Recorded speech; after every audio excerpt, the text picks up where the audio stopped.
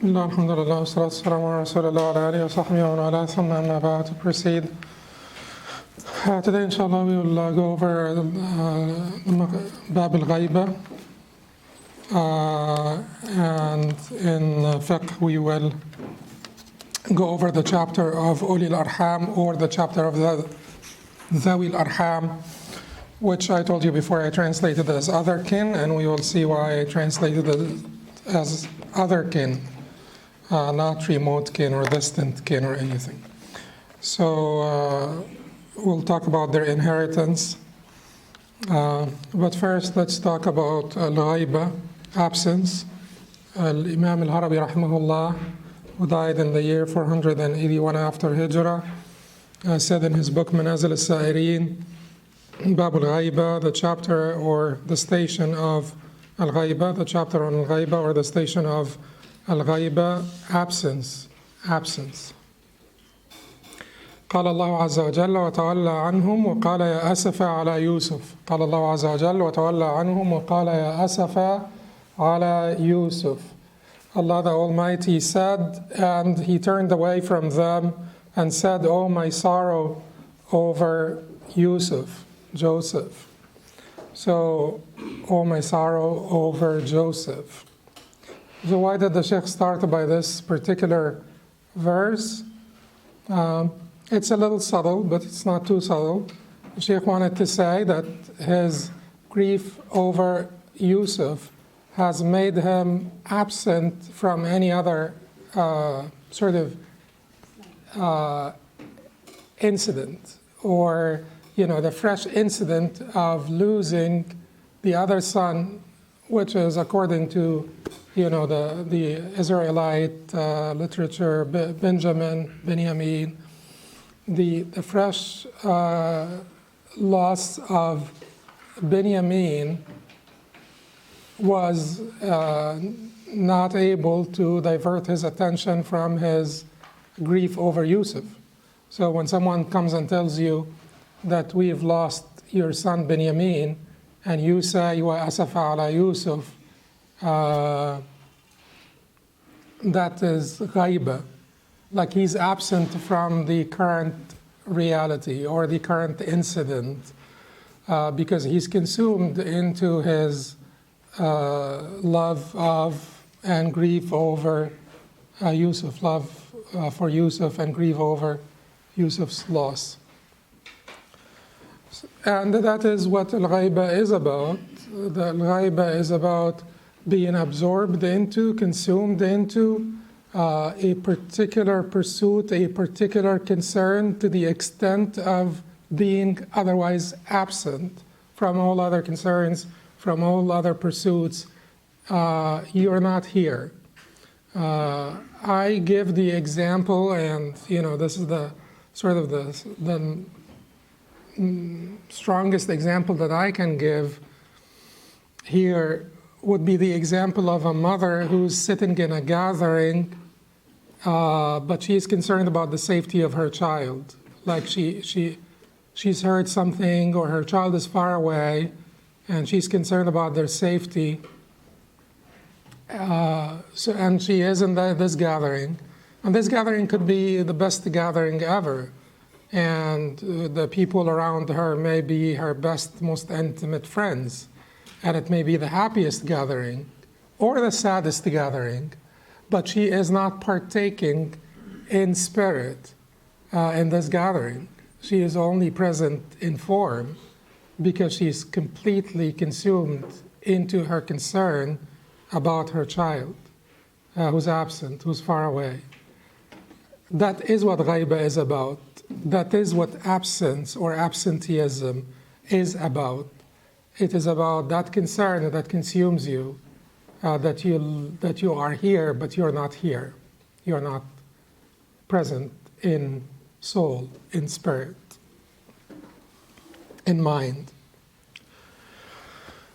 Then the Shaykh said, الغيبة التي يشار إليها في هذا الباب على 3 درجات. The absence that is referenced in this matter or in this chapter is of 3 levels. الدرجة الأولى غيبة المريد في تخلص القصد or it means تخلص or مخلص القصد in some manuscripts. عن أيدي العلائق ودرك العوائق لالتماس الحقائق. غيبة المريد في تخلص القصد or تخليص القصد عن أيدي العلائق ودرك العوائق لالتماس الحقائق. The first level is the absence of the seeker in rescuing the intent from the grab of attachments and the seizure of hindrances to pursue the realities or the truth. Realities is often used by, Sufis or people of philosophical orientation. The first level is the absence of the seeker in rescuing the intent from the grab of attachments and seizure of hindrances to pursue the truths or realities. تخلص القصد عن أيدي العلائق ودرك العوائق لالتماس الحقائق. Basically, you're trying to purify your intention, and in order for you to purify your intention, you need to cut off all the, أيدي العلائق. العلائق are the attachments. Anything that attaches you to other than your intent, other than your ultimate goal or your final goal, anything that causes that attachment to, or that you're attached to, that will impede your progress, will slow you down, will distract you, will keep you behind, you cut it off. Cut off all the attachments. أيدي العلائق. He's given, he's using sort of like a metaphorical expression here. He's given those attachments hands. So I translate the idea as the grab, because the hands grab you. The grab of attachments, أيدي العلائق, because they grab you, they keep you behind, they slow you down. You think of the attachments, right? Everybody has so many attachments in this dunya that could slow them down. So think of the attachments that you have that are slowing you down, and you cut them off so that you have this agility and speed on the journey. But that is also like, it is within reason, because those attachments, sometimes you water those relationships, or you improve those connections or those attachments if they can be aligned with your ultimate goal. As long as they can be aligned, as long as it can serve, like, if you love your spouse, for instance, that is an attachment that could slow you down. But it could also be a way to serve the ultimate goal, to show kindness, to show affection, kindness, sacrifice. Could that serve the ultimate goal? It could. It is, because that is what Allah wants of you. Your parent, one of your parents, for instance, you have extreme love for one of your parents. Could that slow you down? Yes, it may slow you down if it diverts you. But is this your way to Jannah? Yes, it is your bab, it's your door to Jannah. So it depends on what you make of it and how you align those attachments.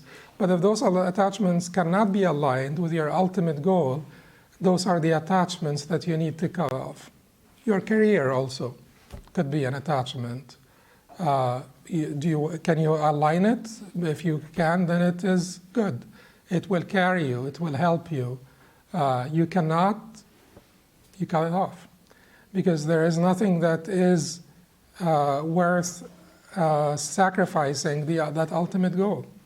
So that's the ideal alaiq, the grab of the attachments, the seizure of hindrances as well. Any impediment, any cause of impediment that comes between you and your Lord should be, it can overtake you.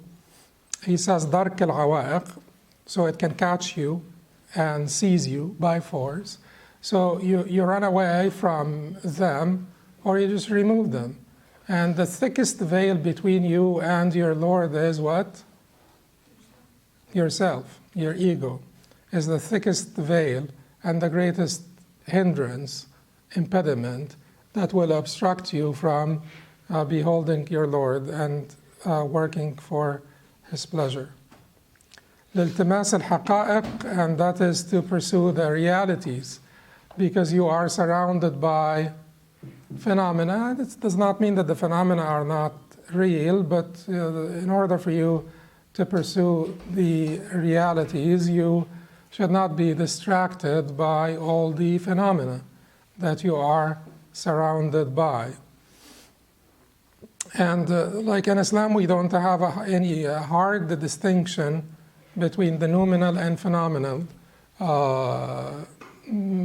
because we do believe that Allah subhanahu wa ta'ala created this world and created this order, and do believe that God created the world, and the world is basically functioning in a certain order that God also created and is in control of and can change whenever He pleases. But certainly the phenomena around you, particularly the mechanistic explanation of nature, sort of Newtonian type science, is not sufficient to basically make you aware of the realities of this world, what the world is truly about. Not sufficient. So a naturalist explanation of the world or a mechanistic Newtonian explanation of the world is certainly not sufficient. التماس الحقائق, pursuing the realities, the ultimate reality is the reality of the firstness, al-awwaliyya of God, and that we all came from Him, certainly not through emanation, but through an active creation. And then the Shaykh said, وَالدَّرَجَةُ الثَّانِيَةُ غَيْبَةُ السَّالِكِ عَنْ رُسُومِ الْعِلْمِ وَعِلَلِ السَّعْيِ وَرُخَصِ الْفُتُورِ. الدرجة الثانية غيبة السالك عن رسوم العلم وعلل السعي ورخص الفطور. The second level is the absence of the traveler from the technicalities of knowledge. Rusum means the forms of knowledge, and not necessarily just the technicalities, but the very form of knowledge, the exterior knowledge. وعلل السعي, the defects of service, وَرُخَص الْفُتُور, and the concessions of lethargy, So what does he mean by this? The first level is for the murid, the seeker. The second level is for the salik, the one who embarked and made some progress on the journey to Allah subhanahu wa ta'ala, the traveler. First is the seeker, second the murid, second is the salik, the traveler, and third, he keeps this for the arif, which, like we said before, you could translate this as Gnostic, but because of the negative connotations, let's just say arif, and then sort of explain it. The knower, the one who has the internal knowledge, the knowledge of the realities, the beneficial knowledge, the knowledge that is that settles in the heart, or the knowledge of the heart. الدرجة الثانية غيبة السالك عن رسوم العلم, the absence of the traveler from the technicalities or the form of knowledge, the defects of service, علل السعي, رخص الفطور, and the concessions of lethargy. Well, certainly a salik the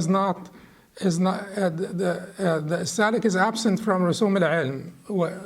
When we are like when we teach or we learn, and we're mainly concerned about the form. We're mainly concerned about technicalities. We're not subtleties, the minutiae of knowledge, which is, that will make you say, such a good Shaykh,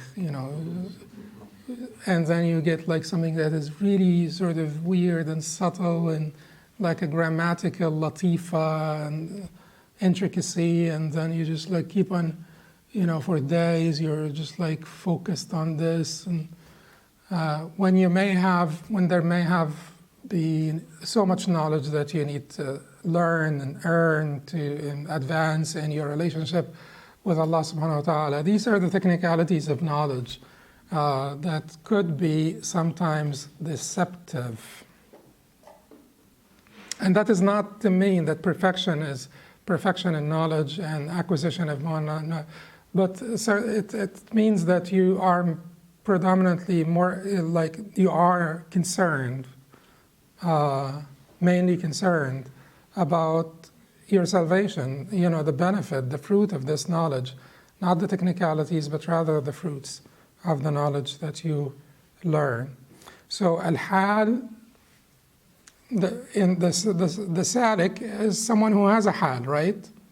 This level, your hal has already surpassed your knowledge. In the first level, your knowledge may be ahead of your hal. In the second, your hal has already surpassed your knowledge, and now your experiential faith takes over, but it does not contradict the knowledge.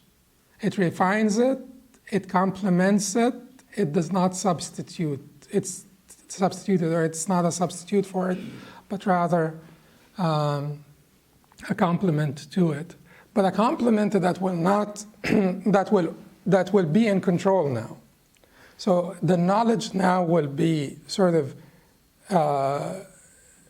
directed by the hal to that which is of benefit for you, for those who are around you.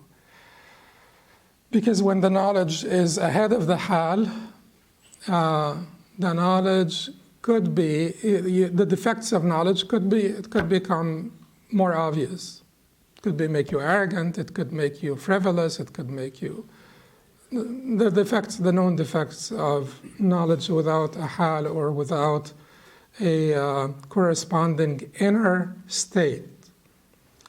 So the Shaykh said, absence of the traveler from the technicalities of knowledge, the defects of service. What are the defects of service? There are so many defects.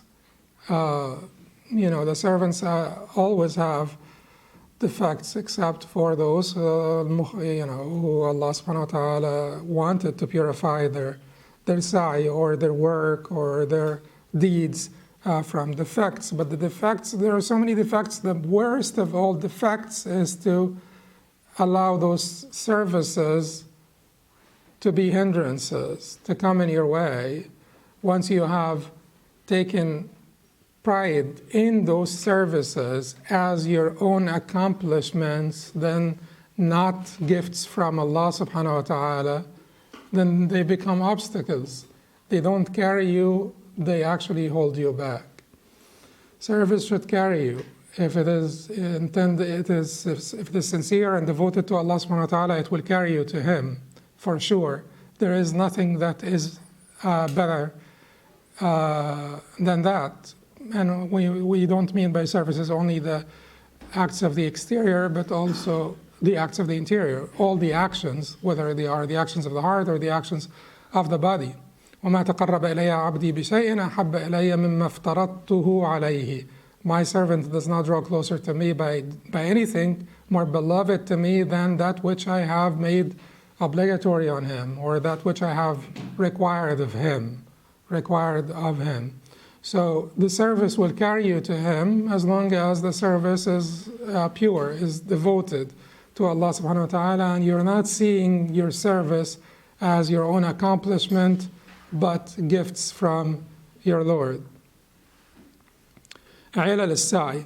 So that is extremely important, because we,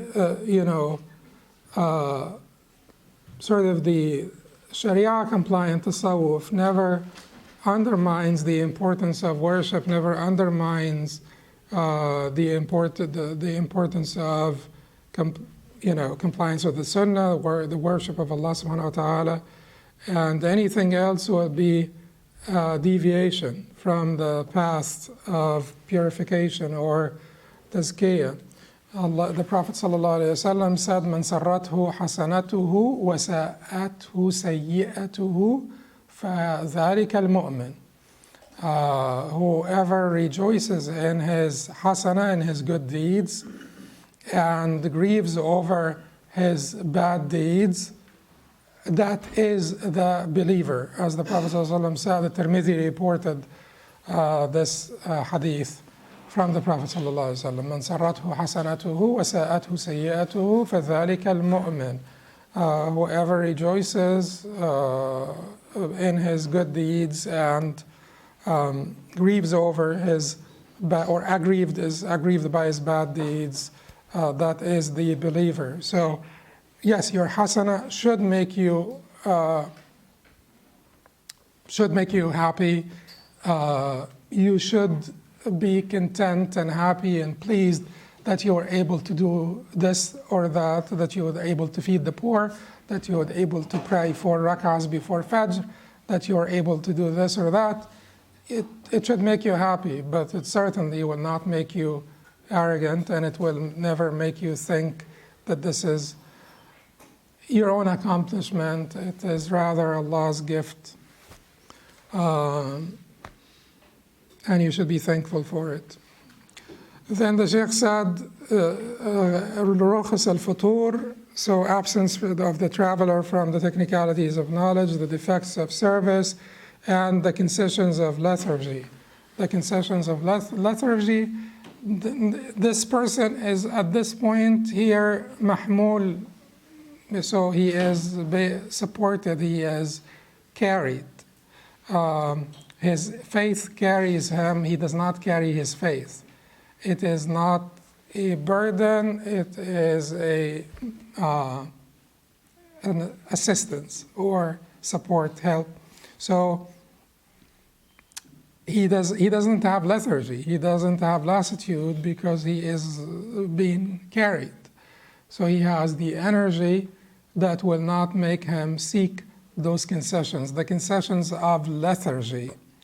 Not all concessions, the concessions of lethargy, because the rukhas that are legitimate, the rukhas that the rukhas could actually make you, using the rukhas or the concessions that Allah subhanahu wa ta'ala had granted you, and even every once in a while using the easier of 2 positions, may improve your relationship with Allah, may moisten that relationship, may make it sort of sweeter. So those are not the concessions that are mentioned here, but the concessions of lethargy, concessions of lassitude is when you are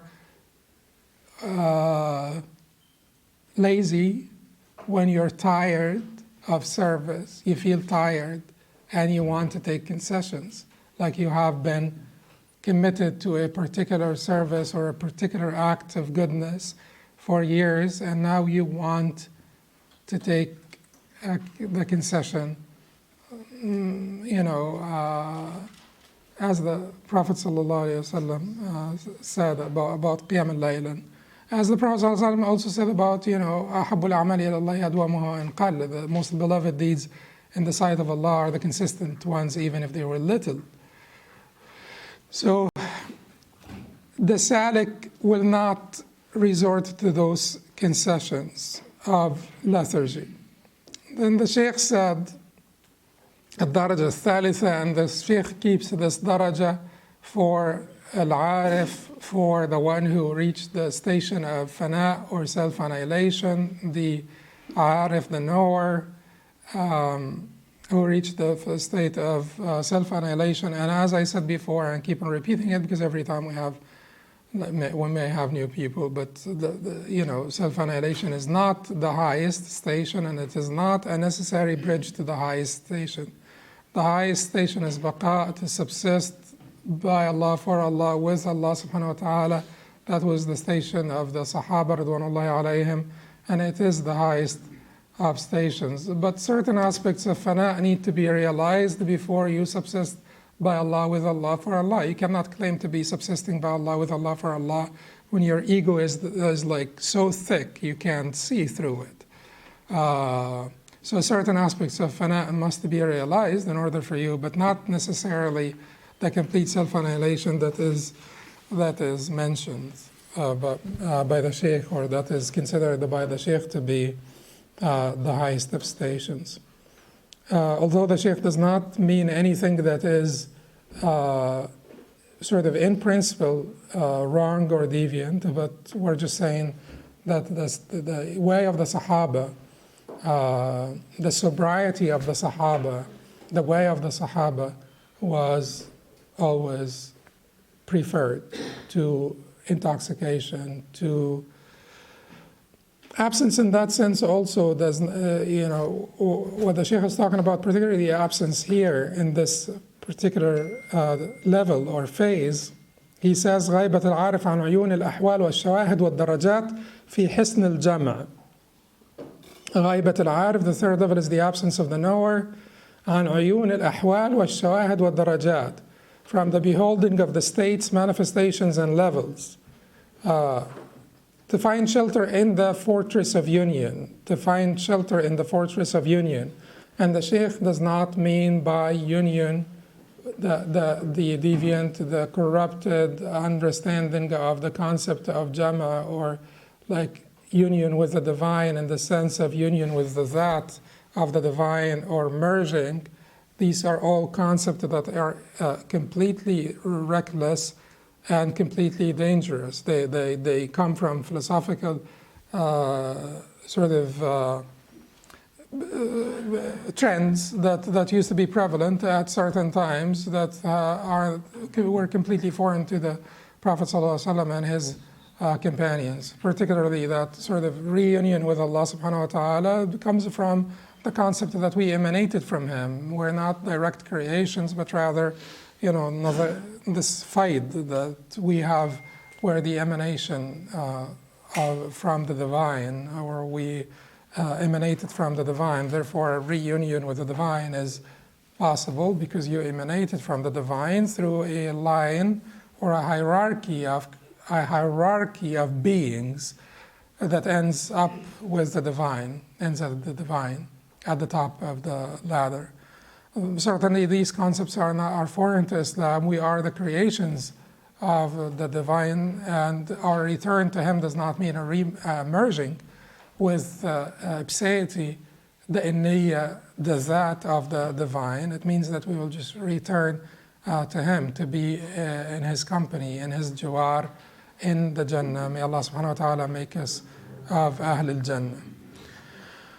So غيبة العارف عن عيون الأحوال. So he's not watching al-ahwal, and he's not even being found by al-ahwal. So he does not go through ahwal.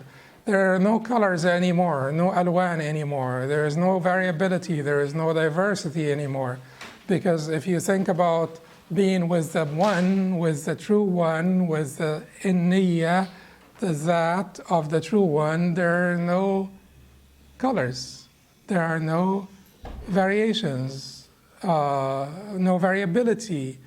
Once you have gotten there, you don't see any variability because you see anything coming from the true one. Is that preferred? Is that wanted? What is preferred is to see the multiplicity in the oneness, is to see the variability in the unity, to see the variability in the unity of Allah, the variability of His doings, the variability of His actions, the variability even of His wills, the creative will, the prescriptive will, qadar al-Shar'i, qadar al-Kawni. You are able to see all of this, and being able to see all of this does not at all mean that you're not able to apprehend the oneness of the source. That is always there in your mind. So the oneness of the source. But certainly there are certain things that you will have to deal with, in the state of farq, certain things that you have to deal with while watching the oneness of the source. So you'll have to resist al-aqdar by al-aqdar, you'll have to resist the wills by creative wills, but particularly you resist creative will by the prescriptive will. So if Allah decided like that you get sick, and the Prophet ﷺ tells you tadawaw, seek treatment, then you tadawaw, you seek treatment. That is resisting the creative will by the prescriptive will. But then if the disease overtakes you, then you are completely at peace with the fact that you cannot really resist this creative will. What you're doing is you're doing your best from your end. That's it. You're just complying with a prescriptive will. You're complying with a prescriptive will. So if the enemy attacks your city, what you do? You rise to defend your city. That's the prescriptive will. If the enemy overtakes the city, you are completely at peace. You don't say to Allah, why have you done this? Like, but whenever, and then you start the resistance. It is not like, okay, it happened, I now need to surrender. So your surrender to the creative will does not mean that you don't do what he prescribed. So at the time the enemy attacks, you're repelling the attack, and then after the enemy overtakes the city, you're resisting, and you're still at complete peace with his creative will. But his prescriptive will is that I resist, and so I continue to resist. So he says that, غيبة العارف في عن عيون الأحوال والشواهد, the manifestations, the signposts, the indicants, signposts that point to God, because you are seeing him by him, not seeing him by the signs at this level. Remember, this level is when you have when the lights of the antecedents of Allah, Anwar al-Azaliyya, have shined on you, and once they shine on you and you see the antecedents of Allah subhanahu wa ta'ala, then all the siwa, all else will take its place, will completely sort of fade out. And in this case, you do not need the signposts to point you to him, right?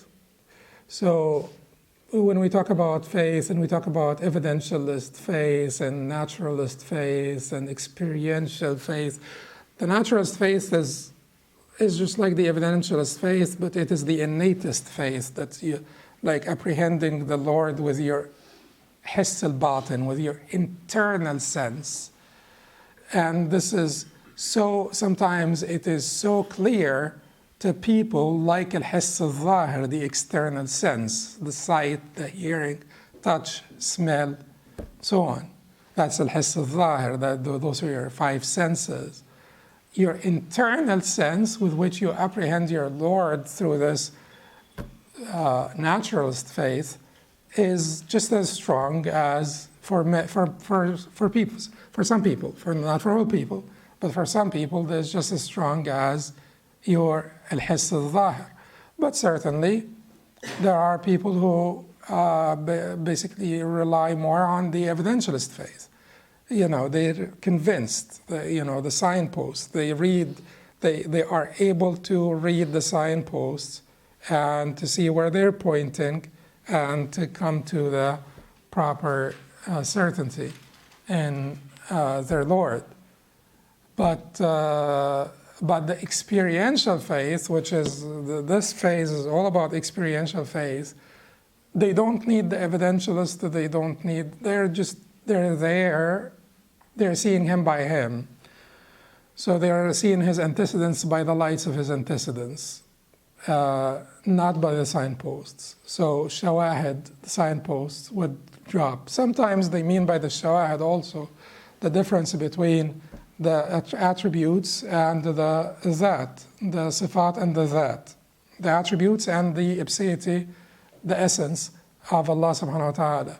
So you don't see here, your absorption into the zat will make you absent from beholding the attributes, and that is not preferred. And as we said, you see the multiplicity in the oneness, in the unity, that is best. That is the best condition, that's the best state, is to see that multiplicity in his unity. And if you look at The reason, this ghaiba, as long as it does not, this ghaiba, this absence, as long as it does not keep you from beholding murad Allah mink, what Allah wants of you, what Allah wants of you, not what you want of Allah, but what Allah wants of you, then it is fine. Then it is part of the path, then it is a station on this journey. I mean by this, if you say that you're so absorbed into the divine, so absorbed into the that, the ipseity, the essence of the divine, that you're unable to watch, that you're unable to observe what the divine wants of you, is that something commendable? No. So if you're sitting, like, and certainly وَلِلَّهِ الْمَثَلُ الْأَعْلَى, to Allah belongs the most perfect parable, but if you are sitting in the presence of a king and you're so absorbed into the king's majesty and beauty and so on, that you are unable to observe the king's commands, are you a better servant or the servant that is just sitting there, you know, by the king, waiting for the king to point to anything?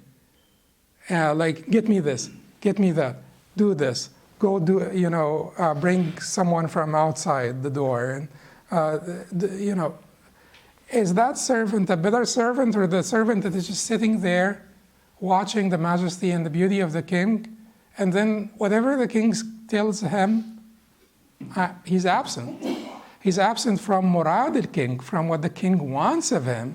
I mean, it's not that he's absent from the distractions, he's absent from what the king wants. You know, and وَلِلَّهِ الْمَثَلُ الْأَعْلَى, to Allah belongs the most perfect and greatest parable. So your absence should not ever make you absent from murad Allah mink, from what Allah wants of you. You should always be present there.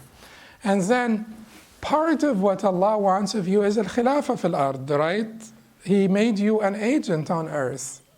He made you an agent on earth. He wants you to basically be his agent in establishing life on earth and progress and all of that. That's the khilafah, wadha'if al-khilafah, the faculties, the functions of the khilafah. You should uphold the functions of the khilafah. Give you an example of, you know, the Prophet ﷺ and the Prophet's awareness and the Sahaba's awareness, even his hyper-awareness of the reality as it exists, because it is extremely important that you are aware of the reality as it exists. You are aware of the reality now and here, and you engage the reality now and here. So in the Battle of Badr, before the Battle of Badr, was the Prophet ﷺ told of the victory beforehand? Was he told that he will be victorious beforehand? Yes, he was. He was. The Prophet ﷺ was told that he will be victorious. And then and he was even shown, as he says, Masari al-Qawm. He was shown where everybody will fall. Sanadid Quraysh, the chiefs of Quraysh, the chiefs of disbelief, and then after this, as Umar radiallahu anhu reports, and Ibn Abbas, you know, it is in Bukhari and Muslim. It's a highly authentic report in Bukhari and Muslim from Ibn Abbas. Umar radiallahu anhu told them that on the day of Badr, the Prophet sallallahu alaihi wasallam looked at the disbelievers and he found them to be around 1,000. And then he looked at the Muslimin and he found them to be around 310 and a few more. بضعة عشر 300 وبضعة عشر كانوا 300 وبضعة عشر. So they were a few more than 310. And then the Prophet ﷺ kept on beseeching his Lord and saying, Allahumma anjiz li ma wa'adtani. Allahumma anjiz li ma wa'adtani. Until his mantle fell off or slipped off his shoulders. When he was like, Allahumma anjiz li ma wa'adtani, Allahumma anjiz, oh Allah, accomplish what you have promised me. Now, does the Prophet ﷺ have any doubt about Allah, accomplishing his promise? No, but he is actually engaging the reality as it exists now. He's being present in the time and place, now and here. He's being present, hyper aware of the existent reality. And he was doing this, it's not like an act. He was doing this with complete force and presence. اللهم أنزل ما أعطني اللهم إن تهلك هذه العصابة اللهم إن تهلك هذه العصابة لا تعبد في الأرض أبدا. Oh Allah, accomplish what you have promised me, accomplish what you have promised me. Oh Allah, if this band of believers, if this small band of believers is destroyed today, you'll never be worshipped on earth.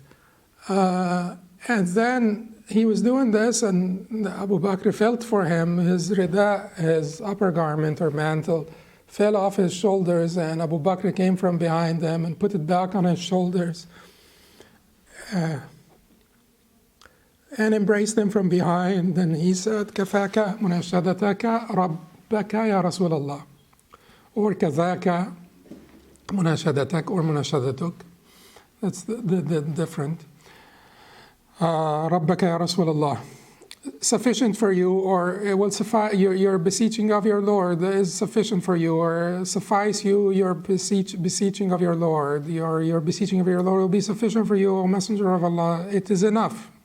He was saying to him, it is enough, because the Prophet ﷺ was so emotionally invested in the moment that Abu Bakr radiallahu anhu feared for his safety, feared for his well-being, because he was so emotionally invested in the moment, now and here. فإنه سينجز لك ما وعدك كفاك مناشدتك ربك يا رسول الله فإنه سينجز لك ما وعدك. It is sufficient for you, your beseeching of your Lord, O Messenger of Allah. He will accomplish what he promised. He will accomplish for you what he promised you. He will accomplish for you what he promised you. And then Allah subhanahu wa ta'ala revealed those verses in which, تستغيثون ربكم فاستجاب لكم أني ممدكم بألف من الملائكة مردفين. When you are beseeching your Lord, and he responded to you. And that sense of response, responsiveness, receptiveness and responsiveness between you and your Lord, it's mutual, it's bilateral, is basically the essence of worship, and your awareness and your being with him for him,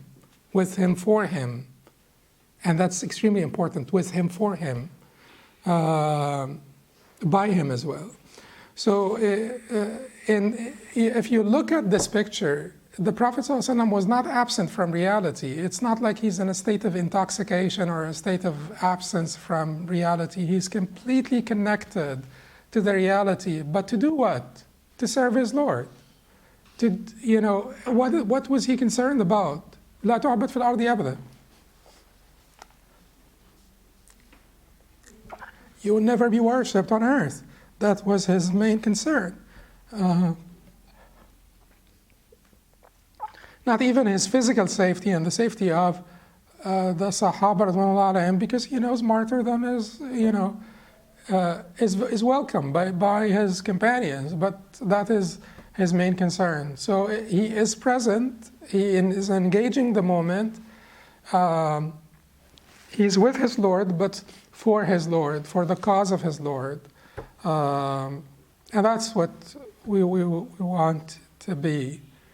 And your togetherness with him, for him, does not take away from your awareness of the reality. Your awareness of the reality sometimes shapes it.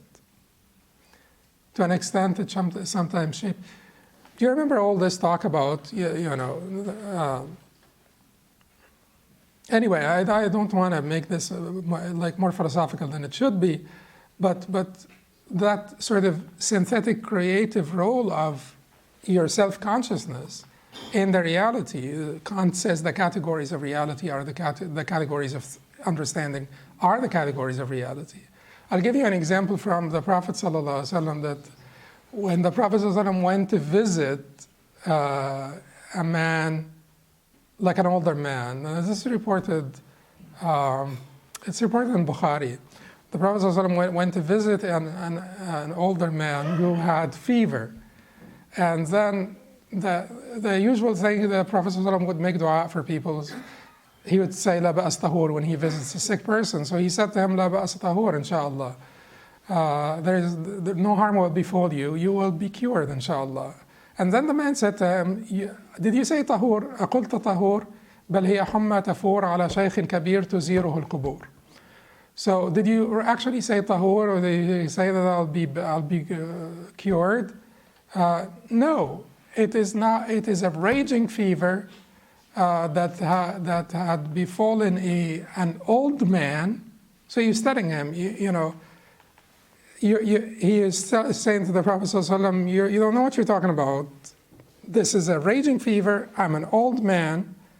So the natural thing is that this fever will overtake me to zero al-qubur and sort of take me all the way to the grave or the cemetery. And then the Prophet ﷺ said, فَنَعَمْ إِذًا, then it will be. So that's to some extent, and that is not to mean that you are in part creating anything. Allah subhanahu wa ta'ala is the one who creates everything, but your own awareness, because you're looking at the reality from the lens of your self-consciousness, your own sort of awareness, your own outlook, your own perspective can have an effect on the reality. And it was, and the guy died.